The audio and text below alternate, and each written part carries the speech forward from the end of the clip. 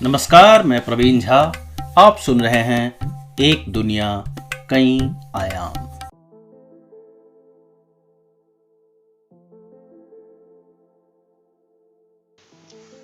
अरब में इस्लाम की चर्चा हमने पहले की है। अब हम ईसाइयों और उससे उपजे क्रूसेड की चर्चा करने जा रहे हैं। पोप अर्बन द्वितीय नवंबर 1095 को अपने भाषण में कहते हैं, एक नस्ल जो ईश्वर से अनजान है ने ईसाइयों की पवित्र भूमि पर तलवार, लूटपाट और आगजनी से कब्जा कर लिया है। इन्होंने अपने घिनौने रीति रिवाजों से हमारे पूजा स्थल को कलुषित किया है। इन्होंने ईसाइयों का खतना कर उस रक्त से हमारी वेदी को दूषित किया है।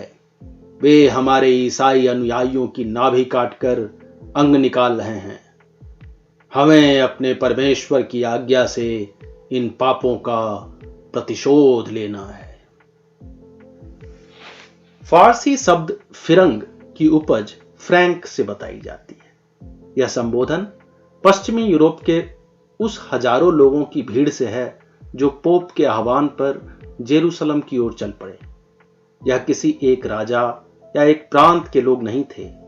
इनमें अगर समानता थी तो यह कि ये सभी या अधिकांश कैथोलिक ईसाई थे। 2004 में ऑक्सफोर्ड यूनिवर्सिटी प्रेस से छपी पुस्तक द फर्स्ट क्रूसेड में थॉमस एब्रिज लिखते हैं, पोप द्वारा इस्लाम की यह क्रूर छवि रचना एक प्रोपेगेंडा से अधिक कुछ नहीं था।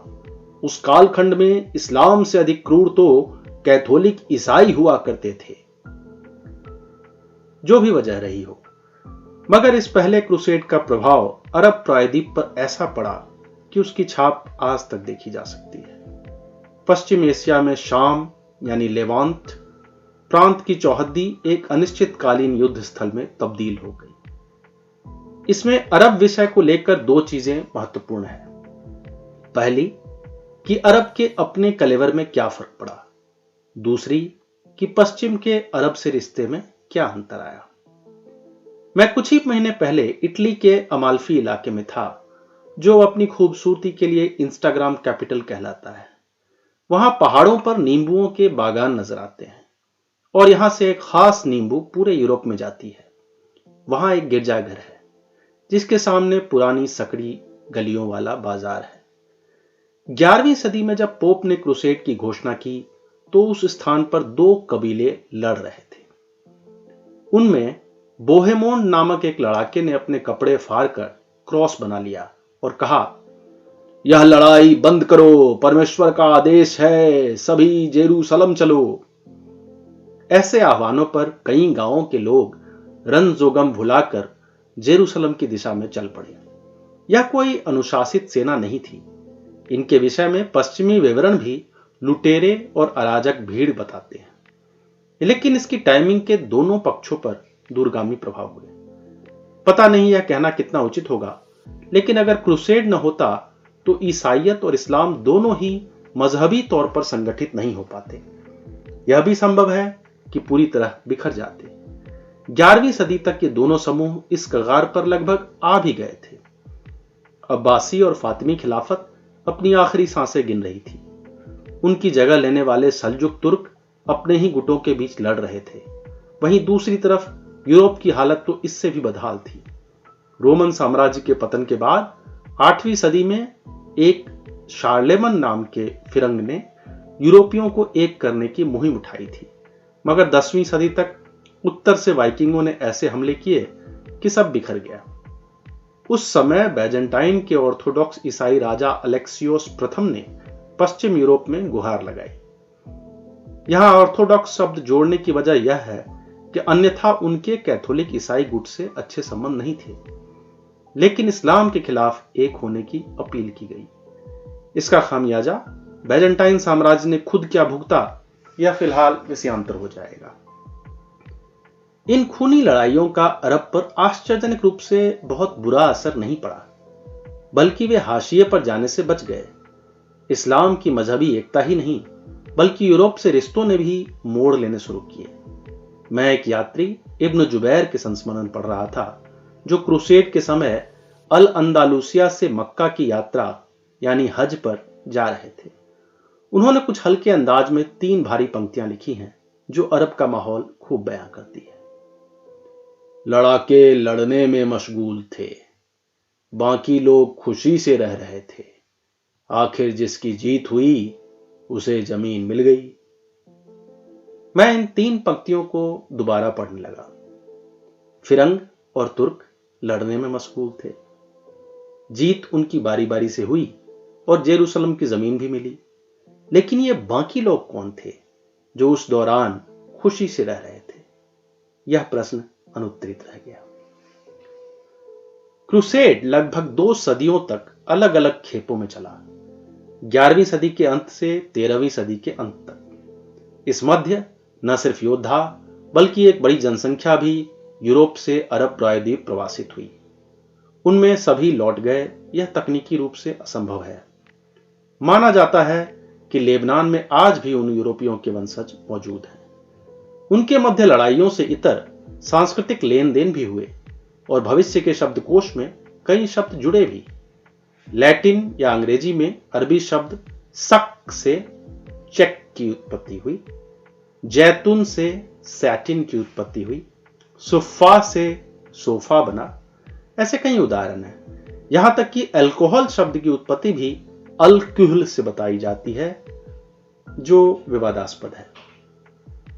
क्रूसेड में कब कौन जीते कौन हारे, यह उलझा हुआ मुद्दा है। गिनती भी अस्पष्ट है कि किसे क्रूसेड माना जाए, किसे नहीं। लेकिन अगर किसी टूर्नामेंट की तरह मात्र जेरूसलम विजय को सरल शब्दों में रखा जाए तो पहले क्रूसेड में ईसाई जीते, जेरूसलम एक ईसाई राज्य बना। दूसरे में मुसलमान जीते, जेरूसलम हासिल किया। तीसरा ड्रॉ रहा, संधि के अनुसार प्रशासन मुसलमानों के हाथ में ही रही। चौथा कैथोलिक ईसाई जीते, लेकिन ऐसा करते हुए वे अपने ही ईसाई बंधुओं, जो बैजेंटाइन ईसाई साम्राज्य था, उसको लूट कर ले गए, जिसका धीरे धीरे पतन भी हो गया। 5वां क्रूसेड मुसलमान जीते। छठा ड्रॉ रहा, संधि के तहत इस बार जेरूसलम ईसाइयों के साथ ही रही। 7वें से पहले ही मुसलमानों के हाथ जेरूसलम आ चुका था, जो कायम रहा। उसके बाद भी लड़ाई होते रहे, मगर ईसाइयों को पुनः जेरूसलम नहीं मिल सका। जैसा कहा है, यह महज सरलीकरण है और इस आधार पर 7 मुख्य क्रूसेड में से 3 दोष से यह मुसलमानों के पक्ष में देखा जा सकता है। अगर ड्रॉ का परिणाम देख लें तो 4-3 भी कहा जा सकता है। इसके कई कारणों में 2 कारण छांटे जाएं तो पहला यह कि मुसलमानों का यह होम ग्राउंड था, जबकि पश्चिमी यूरोपीय बाहर से आए थे। दूसरा अधिक महत्वपूर्ण कारण यह कि इस दौरान इस्लाम पुनर्गठित हुआ था, जिसमें अरब ने केंद्रीय भूमिका निभाई थी। पुनर्गठन को अगर सीधे शब्दों में कहा जाए तो कई पंथों में बटे इस्लाम में सुन्नी पंथ का वर्चस्व बढ़ता गया। क्रूसेड से पहले भी वे अच्छी संख्या में थे, लेकिन तीसरे क्रूसेड से उनकी जमीन मजबूत होने लगी। इसमें सबसे बड़ी भूमिका थी अल काहिरा के वजीर सलाउद्दीन की, जो वहां के सुल्तान बने और अय्यूबी सल्तनत की स्थापना की। उस कालखंड से अब तक सुन्नी इस्लाम के सबसे बड़े पंथ बन चुके हैं, जो मुसलमानों की लगभग 90% जनसंख्या बनाते हैं। विवरणों से ऐसा भी प्रतीत होता है कि मक्का की हज यात्रा क्रूसेड काल में बहुत बढ़ गई, मजहबी एकता के केंद्र के लिहाज से भी। क्रूसेड के दौरान मुसलमानों का यह संगठन काफी बेहतर होता जा रहा था, लेकिन तभी एक ऐसी घटना हुई जो क्रूसेड से कहीं अधिक बर्बादी लेकर आई। मंगोल खुद आए या लाए गए, यह सवाल अब मायने नहीं रखता, ना ही इसके पक्के दस्तावेज मिल सकते हैं। बगदाद के चिकित्सक अब्दुल लतीफ ने अपने संस्मरण में लिखा, तातार यानी मंगोल की कहानी एक ऐसी कहानी है जो सभी कहानियों को मिटा देती है, एक ऐसी घटना है जो सभी घटनाओं को खत्म कर देती है, एक ऐसा इतिहास है जो सभी इतिहासों को निगल जाती है। मंगोलों की टाइमिंग क्रूसेड में मुसलमानों के विजय के ठीक बाद है। वे ईसाइयों की विपरीत दिशा से आए, जहां से इस तरह के आक्रमण इससे पहले कम हुए थे। चीन से अरब फारस के रिश्ते पुराने थे।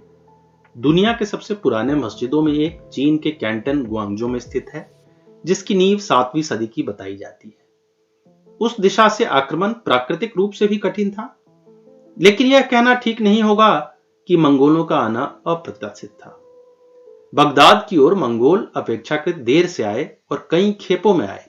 पहली खेप में 1219-1220 के मध्य वर्तमान सीरिया क्षेत्र में आए, लूटपाट कत्लेआम किया और वापस लौट गए।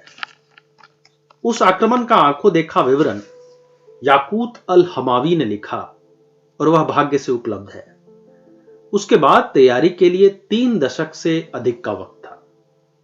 ईसाई क्रूसेडर भी वापस लौट चुके थे, तो मंगोलों पर ध्यान केंद्रित किया जा सकता था, लेकिन ऐसा हुआ नहीं। 1258 में हलाकू खान ने अपनी सेना के साथ बगदाद में प्रवेश किया और इसे नेस्तनाबूद कर दिया।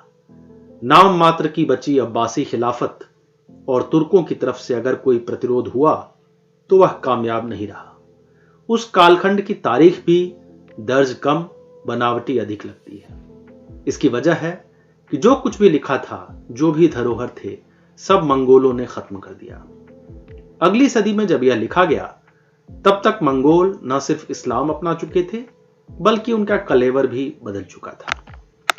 इस समीकरण में इतिहास को देखना कुछ पेचीदा हो जाता है। जैसे एक प्रचलित थ्योरी है कि मंगोलों को निमंत्रण आखिरी अब्बासी खलीफा अल मुल्तसिम के वजीर ने दिया था, जो शिया थे, जबकि फारसी टिप्पणीकार इसे अरबी प्रोपेगेंडा मानते हैं, जो शिया समुदाय को बदनाम करने के लिए प्रचारित किया गया। अधिकांश विवरणों में मंगोलों के बगदाद आक्रमण को क्रूर दिखाया गया है। यह छवि रूस के ईसाइयों या चीन के इतिहासकारों ने भी रखी, तो इसे अब सर्वसम्मति मान लिया जाए। खलीफा अल मुल्तसिम को किसी विवरण में बांधकर दजला नदी में गिराते हैं, तो कहीं बेरहमी से मारते हुए वर्णित करते हैं। भले वह नाम मात्र के खलीफा थे, लेकिन एक प्रतीक का यूं खत्म होना अरब के लिए दूरगामी प्रभाव डाल गया। यहां मैं फिर से अरब प्रायद्वीप पर ध्यान केंद्रित करना चाहता हूं। उस मरुस्थल के समाज में एक ऐसा बदलाव दिखा जो मंगोलों के इस्लाम अपनाने के बाद भी कायम रहा। यह बात आज अजीब लग सकती है, लेकिन मंगोलों के आक्रमण के बाद अरब के रेगिस्तान इस्लाम से दूर हो गए। इब्न खालदून ने लिखा है, जब कोई सियासी रोशनी नहीं बची, अरब के लोग अपना मजहब भूल गए, वे वापस रेगिस्तान में लौट गए। इसे अरबी में हदारा यानी बसी हुई सभ्यता से बदावा यानी खानाबदोशी जीवन की ओर लौटना कहते हैं। बगदाद फारस या मिस्र की कहानी अलग है, लेकिन इन अरबी रेगिस्तानी कबीलों का इस्लामी पुनर्जागरण बहुत बाद में एक खास तरीके से हुआ, जिसकी चर्चा आगे होगी। बहरहाल, मंगोलों के घोड़े जिस गति से आए, उन्हें इस्लाम के लिए क्रूसेड से कहीं बड़ा खतरा समझा गया, लेकिन उन्हें जल्दी ही न सिर्फ रोक लिया गया, बल्कि उनका एक स्थायी हल भी ढूंढ लिया गया। कुछ वैसा ही हल जैसा वाइकिंगों के लिए भी ईसाइयों ने ढूंढा था। बगदाद का इतिहास मिटाने वाले मंगोल महज आधी सदी के बाद स्वयं इतिहास बनने लगे। मंगोलों का इस्लामीकरण एक विचित्र घटना है। ऐसे प्रकरण इतिहास में दुर्लभ हैं जब आक्रांता स्वयं ही उस संस्कृति, उस मजहब को अपना ले जिस पर उन्होंने आक्रमण किया हो। वाइकिंग का दृष्टांत इसलिए उचित नहीं क्योंकि वाइकिंगों का ईसाईकरण उनके मूल स्थान पर हुआ। मंगोलों का चीनीकरण कुछ बेहतर उदाहरण है, लेकिन वैसे दृष्टांत तो दुनिया भर में हैं कि आक्रांता आए, वहीं बस गए और संस्कृति में घुल मिल गए। इस्लामी प्रतीकों को खत्म करने के बाद, बगदाद के खलीफा को मारने के बाद, तमाम ग्रंथ जलाने के बाद इस्लाम अपना लेना, इसे किस तरह देखा जाए? इसके लिए मैं उस इतिहास को पलटने लगा जो मंगोलों ने स्वयं लिखा या लिखवाया। एक इतिहास जो चीन में मंगोल ने लिखवाया वह अंग्रेजी में सीक्रेट हिस्ट्री ऑफ मंगोल्स नाम से उपलब्ध है। यह इस मामले में दुर्लभ कृति है कि यहां मंगोलों का गुणगान है। उसकी चर्चा अलग से भी की जा सकती है, लेकिन इसमें अरब फारस की कहानी नगण्य है। फारस में मंगोलों ने अपना अलग से विस्तृत इतिहास लिखवाया। आज हम मंगोलों का जो भी इतिहास पढ़ते हैं उसका बड़ा हिस्सा इस पर आधारित है। यह हलाकू खान के परपोते गजन खान ने लिखवाया। परपोते या पोते, इसमें थोड़ी शंका है। इसे लिखा वजीर रशीद अल हमदानी ने, जो हकीम भी थे। वह स्वयं यहूदी परिवार से ताल्लुक रखते थे और संभवतः मंगोलों के साथ या उसके ठीक पूर्व उन्होंने इस्लाम अपनाया था। किताब का शीर्षक है जामी अल तारीख। कोई कह सकता है कि भला मंगोलों द्वारा लिखाए इतिहास की क्या प्रामाणिकता है, लेकिन दूसरा विकल्प क्या है? इससे खामखा के गुणगान अगर छांट कर तारीखों पर गौर किया जाए तो शायद हमें सही बात पता लग जाए। इसके अनुसार बगदाद को बर्बाद करने के 1 साल बाद हलाकू खान को वापस चीन लौटना पड़ा। वजह थी बड़े भाई मोंके खान की मौत से उपजी उत्तराधिकार समस्या। हलाकू की अनुपस्थिति में बगदाद और फारस का भार किसने संभाला? यहां एक अजीबोगरीब समीकरण देखने को मिलता है। वहां दुनिया का सबसे पुराना ईसाई राज्य मौजूद था, जो आज तक कायम है, आर्मीनिया। विवरणों के अनुसार उन्होंने मंगोलों का साथ दिया, या यूं कहें कि वे पहले ही मंगोलों की सत्ता स्वीकार कर चुके थे। यूं भी इस्लाम के खिलाफ क्रूसेड एक वजह तो थी ही। हलाकू खान ने कितबुका नामक एक ईसाई सेनापति को कमान सौंपी कि मंगोल सेना के साथ आगे की फतह जारी रखे। यह समीकरण तब तक तो ठीक था जब ये सीरिया की ओर बढ़ रहे थे, लेकिन जैसे जैसे वे जेरूसलम की ओर बढ़ने लगे, मामला उलझ गया। जेरूसलम वह पवित्र भूमि थी जिसके लिए ईसाई और मुसलमान लंबे समय से लड़ रहे थे, लेकिन इस पर मंगोल कब्जा कर लें, यह इन दोनों में किसी की इच्छा नहीं थी। यहूदी, ईसाई और इस्लाम तीनों मान्यताओं में दाऊद और जलूत, जिसे डेविड एंड गोलियत भी कहते हैं, का विवरण है जब एक शक्तिशाली जलूत से ईश्वर पर आस्था रखने वाले दाऊद लड़ाई लड़ते हैं। इत्तेफाकन जिस स्थान पर मंगोल सेना और ममलूकों की लड़ाई हुई, यह अईन जलूत उसी मान्यता से जुड़ा था। मंगोलों के लिए जेरूसलम सिर्फ मिस्र की तरफ बढ़ने का रास्ता था, लेकिन ईसाइयों और मुसलमानों के लिए इसकी महत्ता भिन्न थी। जेरूसलम उनके वजूद की लड़ाई थी। अरब में भटकते बदू कबीले भले इस लड़ाई से बेखबर रहे हों, लेकिन उनका भी भविष्य इस पर निर्भर था।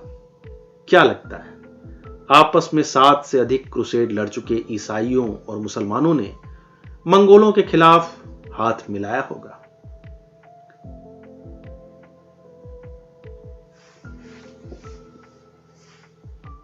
हलाकू खान का संदेश, मिस्र के ममलूक सुल्तान के नाम, 1260 ईस्वी।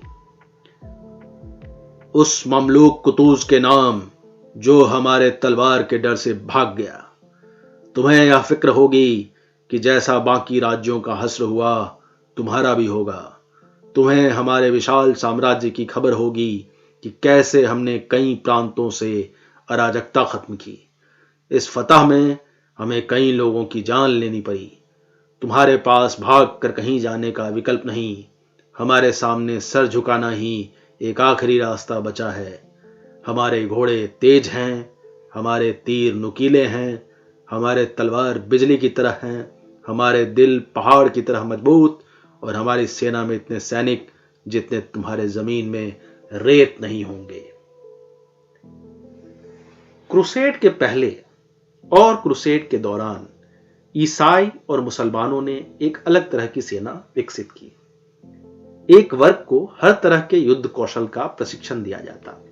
घुड़सवारी, तलवारबाजी, पठारों और रेगिस्तानों में नंगे पांव दौड़ लगाना, बिना हथियार के लड़ना, भूखे रहकर लड़ना, घायल होकर भी लड़ते रहना। इसकी शुरुआत गुलामों के ट्रेनिंग से हुई थी, लेकिन बाद में कई लोग अपने बच्चों को स्वेच्छा से भेजने लगे। वे ऐसी प्रतिज्ञा लेकर भेज जाते कि कभी लौटकर घर नहीं जाते। क्रूसेड के समय इसे मजहब से जोड़ा जा रहा था और उन बच्चों को कुर्बानी से। इन्हें सेना में बेहतर ओहदा और इज्जत भी मिलती तो संभव है कि इस पर वे गर्व भी करते हों। ईसाई इन्हें टेम्पलर नाइट्स कहते, मुसलमान मुख्यतः ममलूक कहते। अरबी शब्द ममलूक का अर्थ भले कभी गुलाम रहा हो, लेकिन क्रूसेड लड़ते हुए वे सत्ता में आ गए। मिस्र पर उनका राज हो गया। जब हलाकू खान का संदेश ममलूक सुल्तान के पास पहुंचा तो स्वाभाविक निर्णय यही था कि मंगोलों की सत्ता स्वीकार कर ली जाए। ऐसा पहले आर्मीनियाई ईसाइयों ने किया और उन्हें साम्राज्य के छत्रप की तरह रहने दिया गया था। अगर ममलूक भी स्वीकार लेते तो उनकी मिस्र की सत्ता बनी रहती, लेकिन ममलूक सुल्तान की सोच कुछ अलग थी। यह खबर मिल गई थी कि हलाकू खान फिलहाल चीन वापस लौट चुका है। ईसाई क्रूसेडरों का एक जत्था फिलिस्तीन के निकट मौजूद था। उन्होंने ममलूकों को संदेश भेजा था कि मंगोलों से जेरूसलम की रक्षा में वे सहयोग देंगे। यह भी सूचना मिल गई थी कि मंगोलों की एक टुकड़ी अलेप्पो में मौजूद है। सुल्तान कुतुज ने विमर्श कर यह निर्णय लिया कि मंगोलों को जवाब दे दिया जाए। संदेशवाहक जो संदेश लेकर आए थे उनका सर धड़ से अलग कर दिया गया। मंगोलों और ममलूकों के बीच जंग का ऐलान हो गया। दोनों ही तरफ से सेनाएं फिलिस्तीन की तरफ बढ़ने लगी। जाहिर है मंगोल शासन के दो प्रमुख इतिहास लिखने वालों ने इसे ममलूकों के विजयगान की तरह नहीं लिखा, लेकिन दोनों ही यह मानते हैं कि उस लड़ाई में मंगोल सेनापति कितबुका को मार दिया गया और मंगोलों को वापस लौटना पड़ा। रशीद अल दीन ने लिखा कि पहले ममलूकों के सेनापति बैबर्स मंगोलों के आक्रमण से भागने लगे, लेकिन उनका पीछे करते मंगोल सेना जब अयीन जलूत पहुंची तो वहां छुपी ममलूकों की सेना ने घेर लिया। कितबुका को पकड़कर सुल्तान कुतुज के पास लाया गया। उन्होंने सुल्तान को एक गुलाम कहकर बेइज्जत किया और तभी उसका गला काट दिया गया। फारसी इतिहासकार हमदल्ला मुस्तफी अपनी किताब जफरनामा में इसी कहानी में जोड़ते हैं कि कितबुका एक दम्भी सेनापति था जिससे मंगोल सेना भी खुश नहीं थी। इसी कारण वह मारा गया। इन दोनों से इतर जो ममलूकों के पक्ष में लेखन है वह इसे मंगोलों की मुकम्मल शिकस्त बताता है, और यह बात काफी हद तक ठीक भी लगती है। मंगोलों के घोड़े वहां आकर रुक गए, मंगोल सेनापति मारा गया, मंगोल सेना को वापस लौटना पड़ा और भविष्य में कभी भी मंगोल मिस्र को जीत नहीं सके। लेकिन इस लड़ाई ने मंगोलों का पूरी तरह खात्मा कर दिया, यह थोड़ी अतिशयोक्ति है। मंगोलों की इल्खानात तो पूरे पश्चिम एशिया में इस लड़ाई के बाद भी लंबी समय तक कायम रही। मंगोल शक्ति के खात्मे में उनकी आपसी लड़ाइयों की भूमिका अधिक है। वहीं इस्लाम से द्वंद्व का अंत उनके इस्लाम कबूल करने के साथ हो गया। बहरहाल अयीन जलूत की लड़ाई में एक ट्विस्ट था। लड़ाई से लौटते वक्त ममलूक सुल्तान कुतुज की हत्या हो गई। कयास लगते हैं कि यह हत्या उनके सेनापति बैबर्स नहीं करवाई, जो काहिरा पहुंचकर अगले सुल्तान बने। मंगोलों के कोहराम के बाद 14वीं सदी भी जलजला लेकर आई। कहीं काली मौत आई तो कहीं आया तैमूर लंग। हजारों मौतें हुई, लेकिन अरब के वीराने में जिंदगी चलती रही। उस दौर की अरब की कहानी सुनते हैं सबसे बड़े घुमक्कर से इब्न बतूता। अगर मार्को पोलो की यात्रा अविश्वसनीय लगती है तो इब्न बतूता की यात्रा उससे 3 गुनी अविश्वसनीय है। भाप इंजन आने से पूर्व अगर सबसे लंबी दुनिया किसी ने मुसाफिर के लिहाज से नापी तो इब्न बतूता ने नापी। दक्षिण यूरोप से अफ्रीका और पूरे एशिया से गुजरते हुए इंडोनेशिया, जो उस समय जावा कहलाता था, वहां तक नाप लिया। मैं इब्न बतूता के अरब यात्रा के संस्मरण पढ़ रहा था कि इत्मीनान से उसे लिखूंगा, मगर उसकी गति इतनी तेज थी कि पहले पन्ने में सीरिया से मक्का की ओर निकलते हुए दूसरे पन्ने तक इब्न बतूता यमन पार कर इथोपिया पहुंच चुके थे। तीसरे पन्ने तक जॉर्डन घूमकर अरब के रेगिस्तान को पार करते हुए चौथे पन्ने तक वह बहरैन में अरबी कबीलों को मछली मारते हुए देख रहे थे। इब्न बतूता के अपने संस्मरण के अनुसार ही न जाने कहां कहां कितने औलाद, कितनी बीवियां छोड़ते चले गए। दिल्ली में अपने दोस्त गियासुद्दीन के पास अपने बेटे अहमद को हमेशा ही के लिए छोड़ने के बाद वह बच्चों के विषय में लिखते हैं, खुदा जाने अब वे किस हाल में होंगे। लेकिन 14वीं सदी में अकेले इब्न बतूता ही नहीं चल रहे थे, बल्कि पूरा अरब ही चल रहा था। ये मंगोलों, ममलूकों, तुर्कों और तैमूर लंग की सियासी जंगों से अलग चले जा रहे थे। जैसा पहले भी कहा है, लड़ाके लड़ रहे थे और बाकी लोग खुशी से रह रहे थे। वहां मैंने यह नहीं बताया कि ये बाकी लोग कौन थे, जबकि उस तारीख लिखने वाले ने यह संकेत दिया है कि ये अरबी व्यापारी थे। इस्लाम का विस्तार दरअसल 3 धाराओं से हुआ।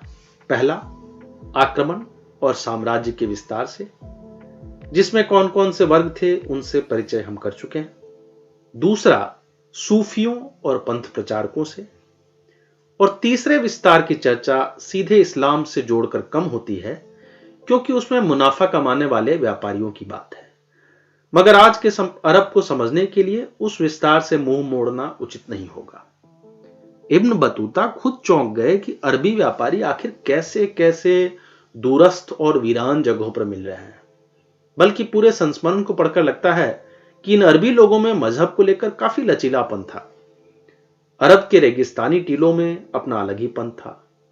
बकौल इब्न बतूता, अरब में उन्हें कलहत, जो आज जॉर्डन के अम्मान के निकट है, वहां ऐसे कबीले मिले जो इस्लाम नहीं मानते थे, मगर सुल्तान को खुश रखने के लिए ये बात बताते नहीं थे। पूरी दुनिया से हज करने लोग अरब पहुंचते थे, लेकिन अरब के बदू खुद वहां जाते नहीं थे। उनमें यह आस्था बाद में जगाई गई और इस समर्पण से जगाई गई कि आज सऊदी का यह स्वरूप है। लेकिन कुछ पिंच ऑफ सॉल्ट के साथ 14वीं सदी के अरब की कल्पना कर लेनी चाहिए। अरब ने जिस तरह व्यापार का विस्तार किया, वह बाकी इस्लाम धाराओं से काफी आगे की सोच भी कही जा सकती है। आज की दुनिया में विस्तार का अर्थ है व्यापार विस्तार, यानी बिजनेस बढ़ाना। अरबी व्यापारी गद्दी पर नहीं बैठे थे, मगर कॉलोनी बसा रहे थे। सूरत के निकट खंबात में ऐसे पत्थर तैयार हो रहे थे जिन्हें अरबी लोग इथोपिया में बैठे सुल्तान की कब्र के लिए ऊंचे दाम पर बेच रहे थे। वर्तमान श्रीलंका में, तंजानिया में, जावा में, चीन में, हर जगह अरबी व्यापारी कुछ इसी तरह व्यापार पर कुंडली मारकर बैठे थे। इब्न बतूता एक दिलचस्प जिक्र करते हैं। कैलुकारी, जो संभवतः फिलीपींस है, वहां की रानी उर्दुजा का, वह लिखते हैं कि वहां लोग मूर्ति पूजा करते थे और हाथी की सवारी करते थे। वह चौंक गए जब रानी ने अरबी में कहा, दवा व बतक कुतुर, यानी दवात और कागज लेकर आओ। उन्होंने अरबी में लिखकर दिखाया। कहने का अर्थ यह है कि जो क्षेत्र जहां पर इस्लाम भी नहीं पहुंचा था, जहां इस्लाम शासक भी नहीं आए थे, वहां अरबी में संवाद करने वाले लोग थे।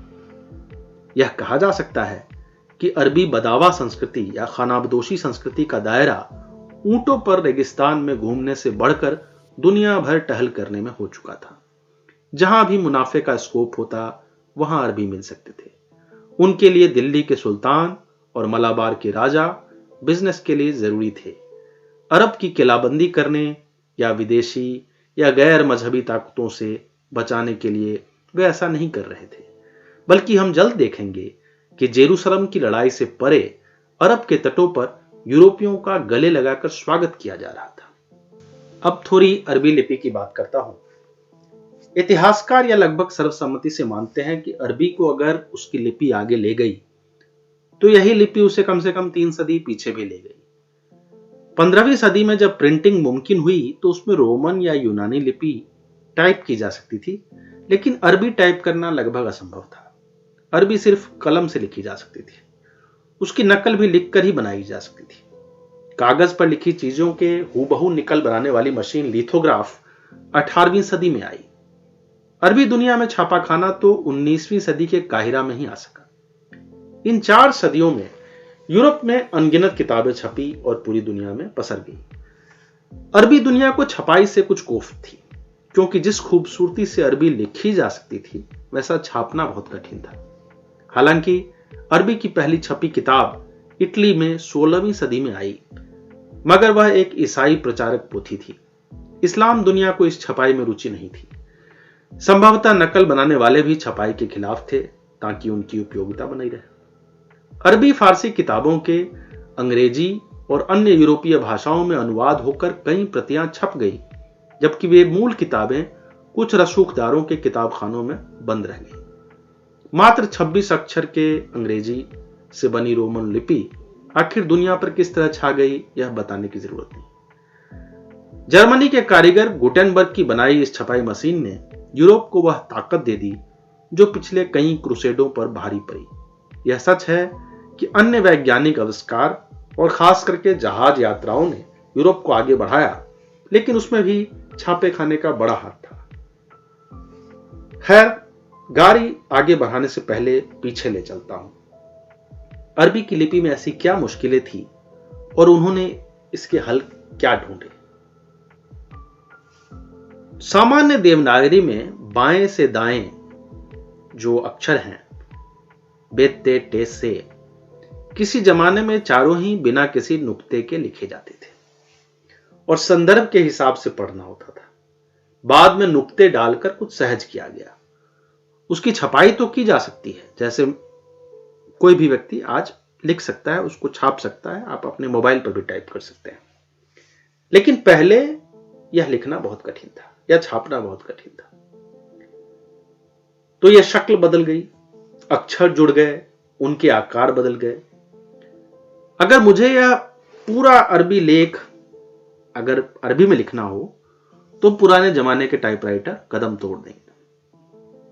इतनी देर में कोई शायर स्याही में कलम डुबा डुबा कर एक दीवान लिख डालेगा, जितनी देर में आप उसकी शायरी को टाइप करेंगे। मगर वह सिर्फ एक अदना दीवान होती जिसे एक ही व्यक्ति पढ़ सकता था। धीरे धीरे हम 15वीं सदी की ओर आगे बढ़ेंगे, जब अरब के उत्तर में तुर्कों की एक नई खेप शक्तिशाली हो रही थी और दक्षिण के समंदर में कुछ जहाज अफ्रीका के रास्ते हुल्की मारने लगे थे। अगले एपिसोड में हम बात करेंगे उस्मान तुर्कों और अंग्रेजों के साथ या यूरोपियों के साथ अरब के समीकरण की।